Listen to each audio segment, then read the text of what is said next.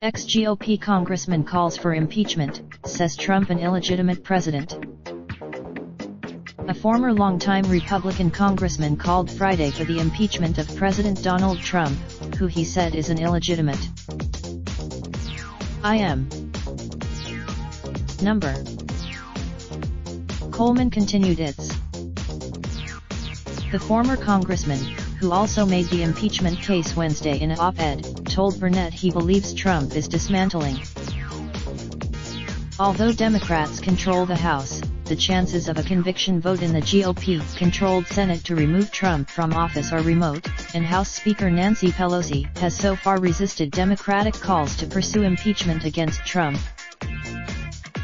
In calling for Trump's impeachment, Coleman, who also cited Mueller's report, Amish's comments recommending Congress pursue obstruction of justice charges against Trump were the first instance of a sitting Republican in Congress saying the president's conduct meets the threshold.